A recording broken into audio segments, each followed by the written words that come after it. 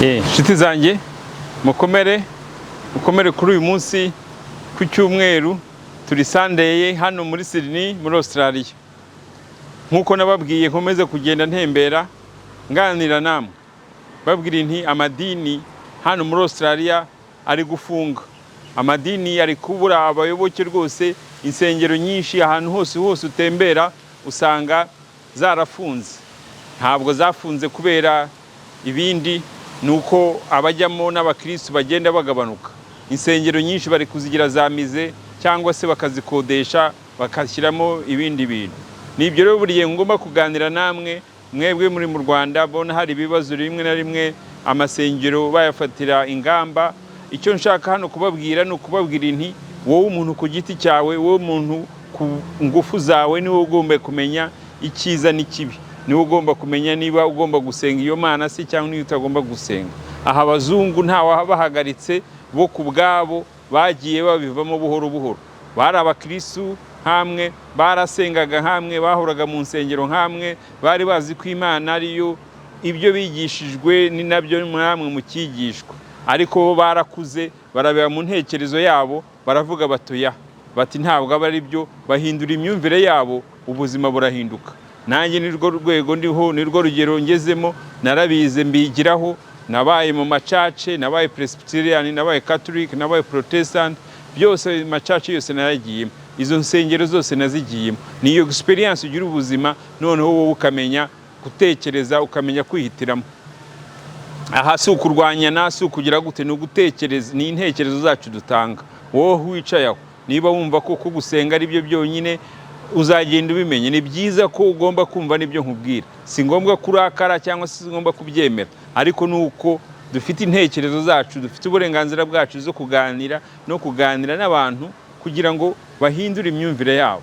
Aha rwose amadini barayagiye bayasezera, ariko ibikorwa ubuzima bwabo burakomeza, babukozeho neza, systeme zirakora, ibintu byose birakora, kuko ubuzima ni intekerezo yawe. Icyo utekereza, uko bafashanya, uko bakora ibintu, uko bakora akazi, biva mu ntekerezo yabo, mu mutima bwiza. Si ngombwa ko bigomba guca mu nsengero, si ngombwa ko ikintu cyose kiba cyiza ugomba guca mu nsengero. Insenga no kumenya Imana, nagira ngo aho ngaho tubibabwire. Akenshi murabyitiranya kubera ko batajya mu madini, kubera ko batajya mu nsengero, ntabwo bivuga ko batizera Imana. Imana barayizera, Imana ibamo, iba muri mind yacu, Imana iba mu ntekerezo yacu, ni Imana imwe, twizera Imana imwe.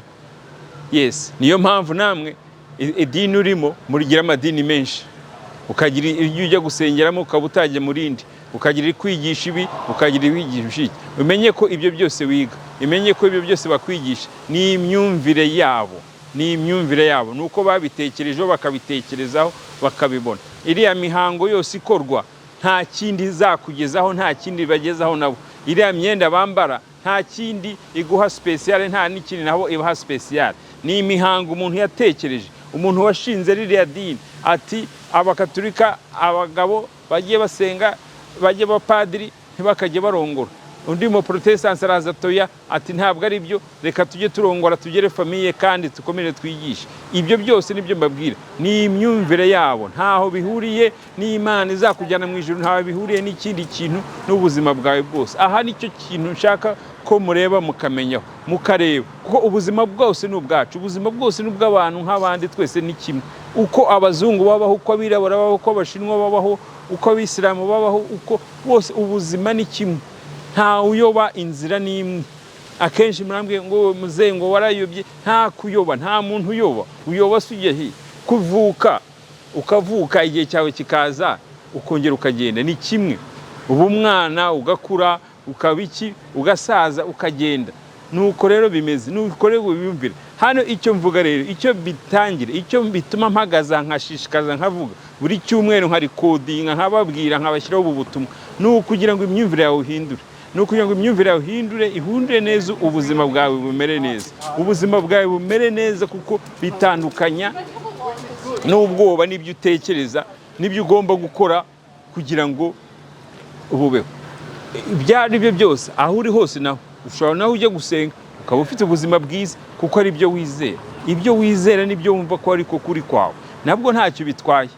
Ariko rero ahangaha abashaka kumenya ukundi, abashaka kwizera ukundi, abashaka kumva ukuri kundi bakumva ko byose ni ukuri, byose ni ukuri. Ntuzavuge ngo ndakubwira ukuri kurusha uko ufite.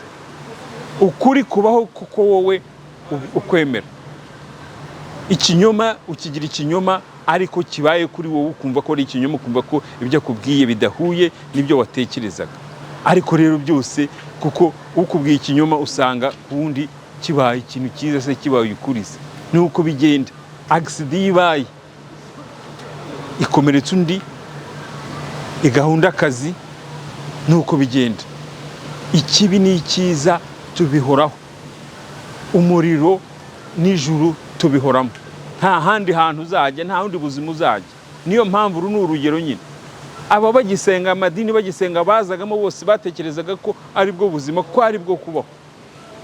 Ko niyo mpamvu uyu mujyi hose barayubatse, nta hantu utajyamo udasanga mu rusengero, kuko ni insengero zabo, ni imyumvire yabo bashyizeho bakagira gute. Ariko rero ndakubwiye barahagaze, nta muntu ujyamo, nta muntu ujya gusenga, nta muntu uvuga n'iby'amadini, n'iy'abana bavutse baravuka bagahabwa amazina gutyo, ntaho mihango ikibaho yo kugira gute. Abenshi hano n'abarongora nta bakijya kurongora ngo bajye mu nsengero se ngo bagire gute se.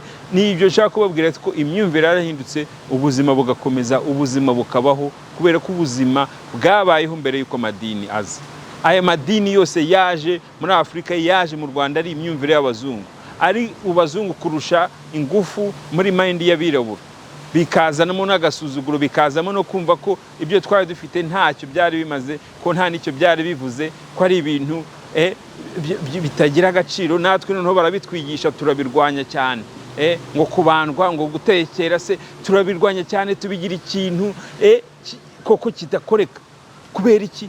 Ukuntu babidushyizemo, bakabitwangisha, bakatwangisha umuco wacu, bakatwangisha no ibaze no kwita amazina y'Abanyarwanda, bakaduha amazina yabo y'Abafaransa se n'Abongereza. N'iki n'agasuzugo kaje ko kureba ko baturuta. Iki nicyo nshaka kubabwira. Aya masengero, abakurambere bacu babayeho ibyo by'amadini batabizi, kandi babayeho niho dukomokaho.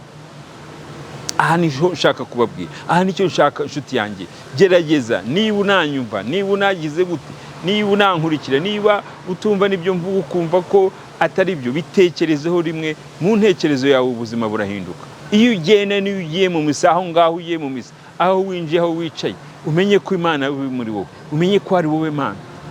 Ariko rero iyi myumvire, aya madini yavuye hanze, Abisilamu baraza badushyiramo imyumvire yabo, batubwira ko ibyo bakora, batubwira biriya ni umuco wabo, biriya ni umuco, nuko babitekerejeho bakabitekerezaho bakabyiga. Abakristo nabo baraza b'abazungu babitekerezaho barabyiga. Impamvu bahora barwana, izi ndwano ubona hagati y'amadini n'ikizi, nta kindi, nta Mana bazakujyana, ni ugushaka abayoboke. Ni abashaka abayoboke kuruta abandi, ni abazanamo ingufu kugira ngo baganze abandi. Ni indwano, ni inzangano, ni uguteza ubwoba mu bantu mu mitima yabo kugira ngo bakomeze babone abayoboke. Aha rero iyo wubaye spirit wawe, iyo wumvishije ko Imana iba muri wowe, iyo wumvishe ko ari ibintu biki, ni urukundo, nta kindi hano tuganira. Ni ibintu tuganira nawe, si ukuvuga ngo nkurikire nta dini riri aho, ntaki. Ni ukwishima mu ntekerezo yawe, ni ukwishima ibyo ukora buri munsi, ni ukuvuga uti njyewe ndi umuntu, n'umwana w'Imana, ukunda umuntu nk'undi wese. Abantu bose ni kimwe, aho uhuye nabo, aho uhuye n'umuntu nawe muraganira, kuko yaba se atandukanye ku idini ryawe se, atandukanye se ku irangi ryawe se, atandukanye ku mico yawe se, byose ni kimwe. Nuri Imana, turi imwe. Mind yacu nihoraho, mind yacu niduhuza ku kintu cyose aho duhuriye. Umuntu wese muhuye, umuntu wese muhuriye ahantu, umuntu wese mubaye inshuti mutekereza ku ntekerezo yawe.